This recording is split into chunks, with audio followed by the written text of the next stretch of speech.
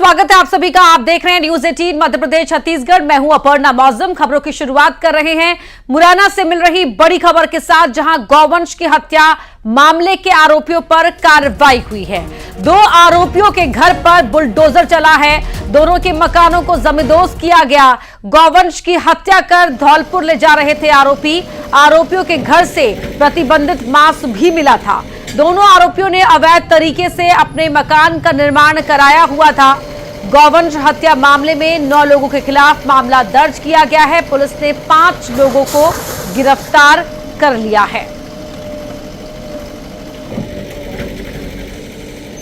तस्वीरें आप देख रहे हैं, जहां पर दोनों आरोपियों के घर पर यह बुलडोजर का एक्शन हुआ है।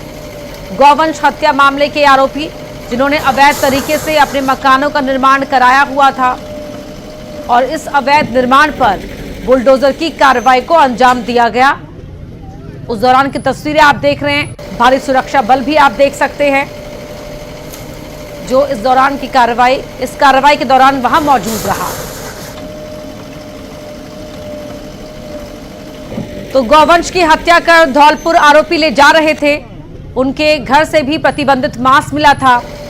दोनों ही आरोपियों ने अवैध तरीके से अपने मकान का निर्माण किया हुआ था। उसी निर्माण को यहां पर जमींदोज किया गया है। तस्वीरें आपको दिखा रहे हैं एक्सक्लूसिव न्यूज 18 मध्य प्रदेश छत्तीसगढ़ पर।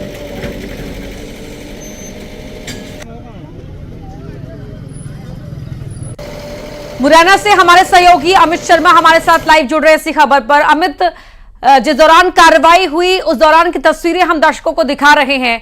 किस तरह से कार्रवाई को अंजाम दिया गया, कितनी संख्या में पुलिस बल यहां मौजूद रहा? ये 2 मकानों पर कार्रवाई की गई है और पुलिस बल की बात की जाए तो 1 सैकड़ा के लगभग पुलिस बल तैनात था और प्रशासन की भी टीमें तैनात थी। दरअसल 21 तारीख को यानी कि बीते शुक्रवार को इन जो आरोपी थे उनके मकानों पर आज बुलडोजर चलाए। उनके द्वारा गौकसी की जा रही थी, यानी कि गौवंश की हत्या दी गई थी और उसकी तस्करी करने के लिए ये लोग यही कारोबार करते थे। उस मांस को राजस्थान के धौलपुर में बेचने का काम करते थे। इसकी सूचना नूराबाद थाना पुलिस को लगी थी और कुछ गौ सेवकों को लगी थी। तो गौ सेवकों ने नूराबाद थाना पुलिस की मदद से जाकर के घर में जब जांच पड़ताल की थी तो 2 प्लास्टिक के बोरों से गौवंश का जो गौकसी की गई थी उसका जो मांस था वो बरामद किया था। उसके बाद ये 9 आरोपियों के खिलाफ कुल मिलाकर के मामला दर्ज किया था, जिसमें से 5 आरोपी तत्काल उस बात को पुलिस ने गिरफ्तार कर लिए थे। 4 आरोपियों के ठिकानों पर तफ्तीश दी जा रही थी, जिसमें से 1 आरोपी पुलिस ने गिरफ्तार कर लिया है। तो कुल मिलाकर के इस पूरे घटनाक्रम में 6 आरोपियों को गिरफ्तार किया जा चुका है और इनके जो मकानों पर बुलडोजर चला है, इनका अवैध निर्माण था। पंचायत ने इनको 2 बार नोटिस भी थमाया था, लेकिन उसके बाद भी इस अवैध निर्माण को इनके द्वारा हटाया नहीं गया था। इसमें जब्बार और इसके दोनों जो भाई था, इन दोनों के मकानों पर आज प्रशासन ने पंचायत की मदद से और पुलिस बल का सहयोग लेकर के बुलडोजर चलाया है। तो एक तरीके से कह सकते हैं कि अवैध निर्माण था, उस पर बुलडोजर चला है। दोनों ही घरों को जमींदोज किया गया है। अब फिलहाल जो इस पूरे घटनाक्रम में बहुत शुक्रिया आपका पूरी बातचीत के लिए। सीधे आपको ले चलते हैं संसद, जहां प्रधानमंत्री मोदी मंत्रियों का परिचय करवा रहे हैं। कार्य मंत्रालय में राज्य मंत्री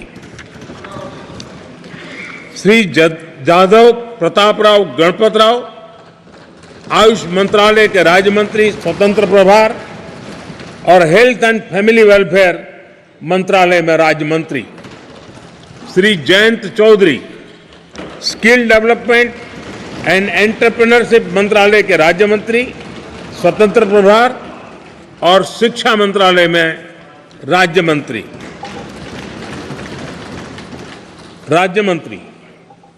श्री जितिन प्रसाद, वाणिज्य एवं उद्योग मंत्रालय में राज्य मंत्री और इलेक्ट्रॉनिक्स एंड इंफॉर्मेशन टेक्नोलॉजी मंत्रालय में राज्य मंत्री श्री श्रीपद यशो नाइक, विद्युत मंत्रालय में राज्य मंत्री और न्यू एंड रिन्यूएबल एनर्जी मंत्रालय में राज्य मंत्री श्री पंकज चौधरी, वित्त मंत्रालय में राज्य मंत्री श्री कृष्णपाल, सहकारिता मंत्रालय में राज्य मंत्री Shri Ramdas Athawale, social justice and empowerment मंत्रालय में राज्य मंत्री श्री रामनाथ ठाकुर, कृषि एवं किसान कल्याण मंत्रालय में राज्य मंत्री श्री नित्यानंद राय, गृह मंत्रालय में राज्य मंत्री, श्रीमती अनुप्रिया पटेल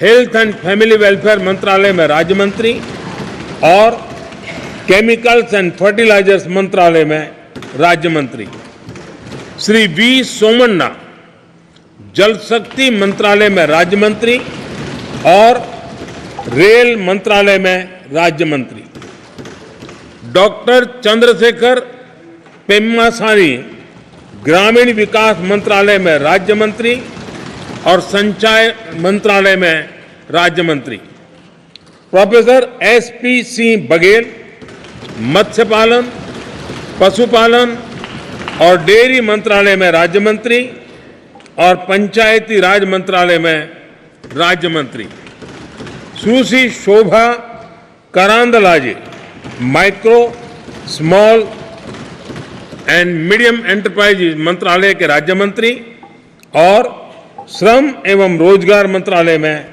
राज्य मंत्री, श्री कीर्तिवर्धन सिंह पर्यावरण, वन और जलवायु परिवर्तन मंत्रालय में राज्य मंत्री और विदेश मंत्रालय में राज्य मंत्री, Shri BL Verma consumer affairs, food and public distribution मंत्रालय में राज्य मंत्री। अपनी कैबिनेट का परिचय करवा रहे थे प्रधानमंत्री नरेंद्र मोदी। और अब मध्य प्रदेश की खबरों का एक बार फिर वापस रुख कर लेते हैं। बात जबलपुर की, जहां बुजुर्ग महिला के साथ मारपीट हुई। बेटे बहू ने मारपीट कर घर से बुजुर्ग महिला को बाहर निकाल दिया। बेटा गौतम विश्वकर्मा, बहू करुणा पर यह आरोप है। सुदामा नगर में रहती है बुजुर्ग महिला। बहू की मारपीट का सीसीटीवी फुटेज भी सामने आया है। मदन महल थाना इलाके का मामला है। तस्वीरें आप देख सकते हैं किस तरह बुजुर्ग महिला के साथ मारपीट की गई है। देखिए, पहले झगड़ा होता है, फिर उसके बाद बहू अपनी सास के साथ मारपीट पर उतारू हो जाती है। बीच में लोग आते हैं, रोकने की कोशिश करते हैं।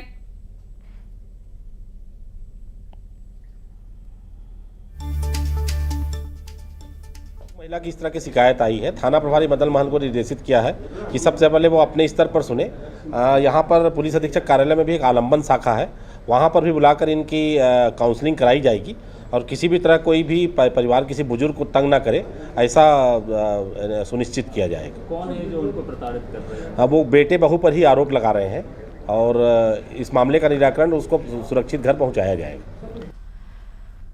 जबलपुर से हमारे सहयोगी पवन पटेल हमारे साथ लाइव जुड़ गए हैं। पवन, यहां पर पुलिस के पास मामला पहुंच चुका है। घर का ये मामला था, पहले सड़क पर आया और अब पुलिस के पास पहुंच गया है। जी बिल्कुल, ये तस्वीरें देखकर अंदाजा लगाया जा सकता है कि वृद्ध महिला जिसकी जिम्मेदारी बेटे और बहू पर है, वही उसे प्रताड़ित कर रहे हैं, मारपीट तक कर रहे हैं। फिलहाल पुलिस के पास जब मामला पहुंचा तो पुलिस ने परिवार के सदस्यों को समझाइश देने का आश्वासन दिया और बेटे बहू को दोनों को बुलाकर और काउंसलिंग करने के निर्देश दिए गए हैं। चूंकि वृद्ध महिला का सहारा और कोई नहीं है, बेटे बहू को ही आखिरी विकल्प है कि उन्हें ही समझाकर मां की सेवा करने के लिए निर्देश दिया जाएगा। साथ ही पुलिस अधिकारियों ने यह निर्देश भी दिए हैं कि वृद्ध महिला से समय समय पर संपर्क बनाकर रखा जाए और उनकी देखरेख हो रही है कि नहीं, इसकी जानकारी भी पुलिस लगातार लेती रहे। फिलहाल वृद्ध महिला को अस्पताल में इलाज के लिए भर्ती कराया गया है, जिसके बाद परिवार के सदस्यों को समझाइश देकर उनके साथ उन्हें भेज दिया जाएगा। जी पवन, शुक्रिया आपका इस पूरी जानकारी के लिए। वहीं श्योपुर में बिजली पानी की समस्या को लेकर हाईवे जाम कर दिया गया। लोगों ने श्योपुर शिवपुरी हाईवे को जाम किया। पिछले कई दिन से खराब पड़ा हुआ है यहां पर ट्रांसफार्मर। बिजली नहीं होने के चलते पंप नहीं चल पा रहा है। अधिकारियों के आश्वासन के बाद जाम खोला गया। तस्वीरें आपको दिखा रहे हैं। श्योपुर में बिजली पानी की समस्या को लेकर हाईवे को जाम कर दिया गया। लोगों ने श्योपुर शिवपुरी हाईवे को जाम कर दिया। पिछले कई दिनों से यहां पर ट्रांसफार्मर खराब पड़ा हुआ है। एक्सक्लूसिव तस्वीरें आपको दिखा रहे हैं। बिजली नहीं होने के चलते पंप नहीं चल पा रहा था।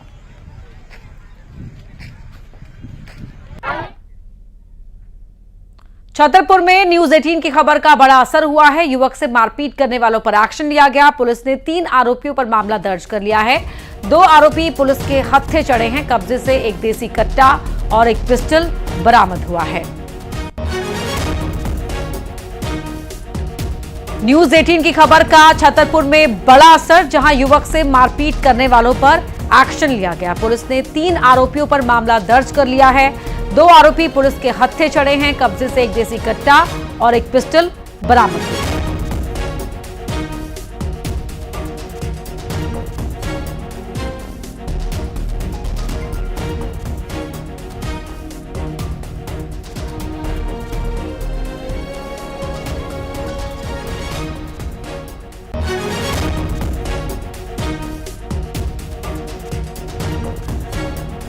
तो युवक से मारपीट करने वालों पर एक्शन लिया गया है।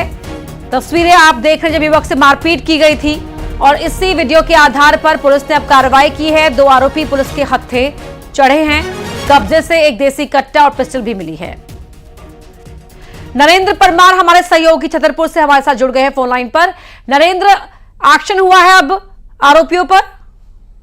देखिए, बिल्कुल जिस तरह से जो वीडियो सोशल मीडिया पर वायरल हुए थे और न्यूज 18 द्वारा जिस तरह से इस खबर को प्रमुखता से दिखाया गया था, तो पुलिस अधीक्षक अगम जैन ने तत्काल एक्शन लिया है और पूरे मामले को की बारीकी से जांच करने के लिए, पूछताछ करने के लिए, वो मामले को समझने के लिए खुद सिटी कोतवाली थाना एसपी पहुंचे हुए थे और उन्होंने तत्काल आनन फानन में वीडियो के संज्ञान में लेकर एफआईआर दर्ज की है। 2 आरोपियों को पुलिस ने तत्काल गिरफ्तार किया है, जिनके कब्जे से एक देसी कट्टा 315 बोर का और एक पिस्टल जो है वो बरामद किए। यानी 2 अवैध हथियार पुलिस को बरामद करने में सफलता हाथ लगी है। जैसा कि वीडियो में आरोपी इन दोनों हथियारों को लहरा रहे हैं, उन्हीं से मारपीट कर रहे हैं युवक के साथ। तो कुल मिला के कहा जा सकता है कि पुलिस ने तत्परता दिखाई है, आरोपियों को गिरफ्तार किया है। हालांकि 3 आरोपियों के खिलाफ एफआईआर दर्ज की गई है, विभिन्न धाराओं में एफआईआर दर्ज की गई है। जैसा कि जो पीड़ित है वो दलित वर्ग से आता है, अनुसूचित जनजाति से आता है, तो ऐसे में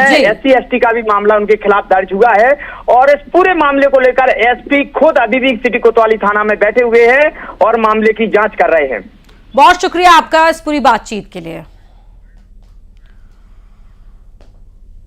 और अब राजधानी भोपाल में दबंगों की क्रूरता की तस्वीर आपको दिखाते हैं, जहां दबंगों ने एक युवक को बीच सड़क पर दौड़ा-दौड़ाकर पीटा है। हद तो तब हो गई जब उसके कपड़े तक उतरवा दिए गए।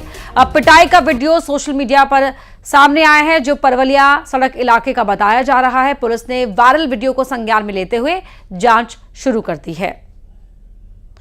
तो युवक को निर्वस्त्र कर पीटा गया है।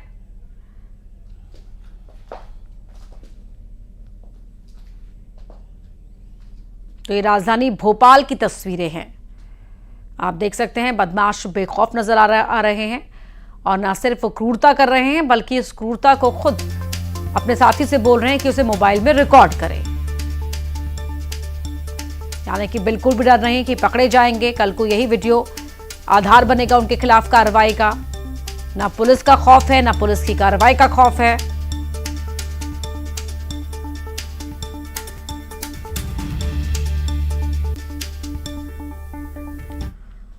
लोकसभा चुनाव में कांग्रेस का किला छिंदवाड़ा भी ढह गया और सभी 29 सीटों पर बीजेपी ने जीत का डंका बजा दिया। विधानसभा चुनाव के नतीजों के ठीक बाद कांग्रेस ने मध्य प्रदेश में प्रदेश अध्यक्ष कमलनाथ को हटाकर जीतू पटवारी को कमान दी, लेकिन अपनी पहली परीक्षा में जीतू पटवारी बुरी तरह फेल हुए।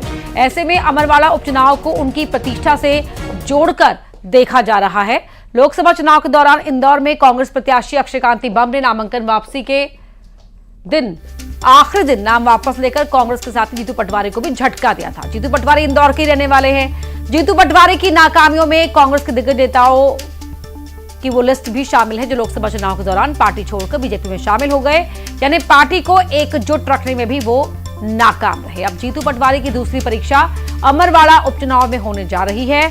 अमरवाड़ा में नाम वापसी का आज आखिरी दिन है। जांच में एक नामांकन को रिजेक्ट किया गया है, जबकि 16 प्रत्याशियों के नाम सही मिले हैं। ऐसे में इंदौर जैसा खेल अमरवाड़ा में ना हो, जीतू पटवारी इसलिए अमरवाड़ा पहुंच रहे हैं और 3 दिन विधानसभा में कैंप करने वाले हैं। प्रत्याशियों की बात करें तो लोकसभा चुनाव में कमलेश शाह को बीजेपी ने इस उपचुनाव में मैदान में उतारा है। वासु चौरे हमारे सहयोगी भोपाल से हमारे साथ जुड़ रहे हैं। वासु, जीतू पटवारी की अब ये दूसरी बड़ी परीक्षा है।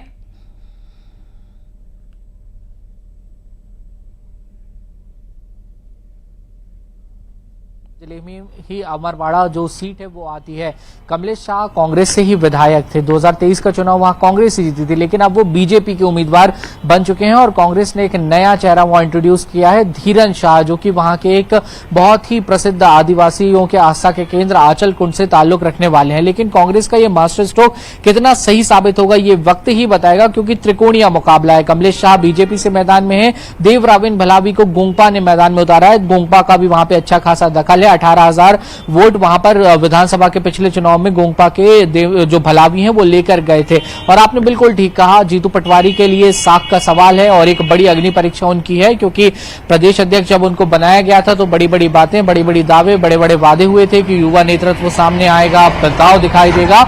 लेकिन जब पहली परीक्षा होती है लोकसभा के चुनाव तो 29 सीटों पर कांग्रेस का जो सूपड़ा है वो साफ हो जाता है और कमलनाथ का गढ़ छिंदवाड़ा भी भाजपा छीन कर ले जाती है। तो जीतू पटवारी के साथ कमलनाथ की साख भी इस बार दांव पे होगी और कांग्रेस की ये कोशिश होगी कि इस उपचुनाव में बेहतर करके एक संजीवनी मध्य प्रदेश में तलाशी जाए और जो कार्यकर्ता हैं उनका मोरल बूस्ट किया जाए कि नहीं, पार्टी बहुत अच्छा, बहुत बेहतर कर सकती है। इसके अलावा एक फैक्टर जरूर है जो आपने भी कहा कि अक्षय कांति बम चुनाव के पहले छोड़ गए थे, तो वहां कांग्रेस ने एक बी प्लान भी तैयार रखा है। लेकिन बड़ी बात यह भी है कि 3 विधायक भी कांग्रेस पार्टी का साथ इस उपचुनाव के पहले और आने वाले बजट सत्र के पहले छोड़ चुके हैं। तो इन सब बातों को लेकर जहां कांग्रेस के नेतृत्व पे सवाल उठ रहे हैं, तो वहीं उपचुनाव एक कांग्रेस के लिए मौका भी है, लेकिन चुनौती बहुत बड़ी है, क्योंकि बीजेपी का संगठन बेहद मजबूत अगर आप देखें पूरे प्रदेश में तो कंपेरेटिवली नजर आता है। कांग्रेस कितना बेहतर कर पाती है, वहां एका नजर आ रही है, यहाँ एका है या नहीं, इसको लेकर भी सवाल खड़े हो रहे हैं। बहुत शुक्रिया आपका वासुस पूरी बातचीत के लिए। अमरवाड़ा उपचुनाव को लेकर घमासान तेज हो गया है। दिग्गज प्रचार करेंगे। 29 जून को डॉक्टर मोहन यादव सिंगोड़ी में जनसभा करेंगे। 27 जून को जीतू पटवारी यहां प्रचार करेंगे। तो धीरन शाह को कांग्रेस ने तो कमलेश शाह को बीजेपी ने अपना प्रत्याशी बनाया है।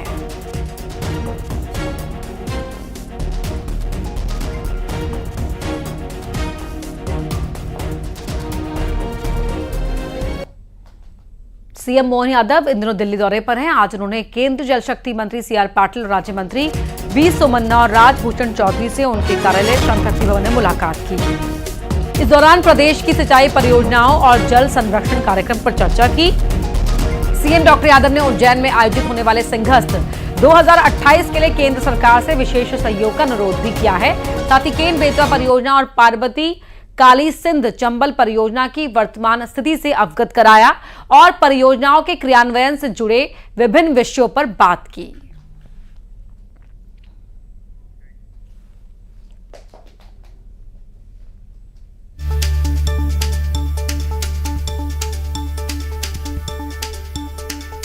इंदौर में मोनू कल्याणी के घर पहुंचे कैलाश विजयवर्गीय। पीड़ित परिवार से मुलाकात की और हत्या को लेकर साजिश की आशंका भी जताई है।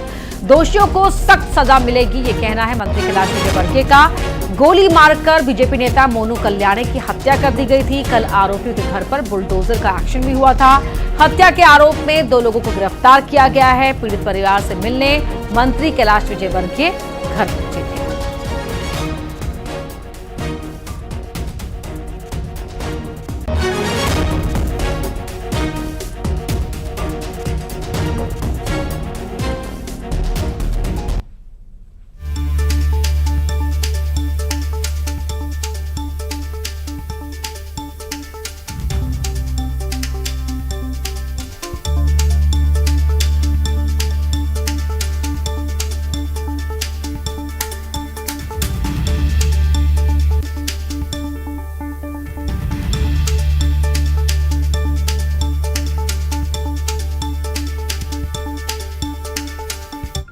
जो रोज़ रोज़ बयान बदल रहे हैं तो वास्तविक स्थिति क्या है पता लगना चाहिए। उन्होंने ही मारा है या उनके पीछे कुछ लोग हैं, इसकी भी पुलिस जांच करे, ये मैंने पुलिस को निर्देश दिए हैं। और ये तो बिल्कुल साफ धोखा है, पड़ोसी अगर आके मिलने आए और गोली मार दे तो एक तरीके से धोखा हुआ। और उस व्यक्ति ने मारी जो इसकी की मदद 5 दिन पहले ही मोनू ने की थी।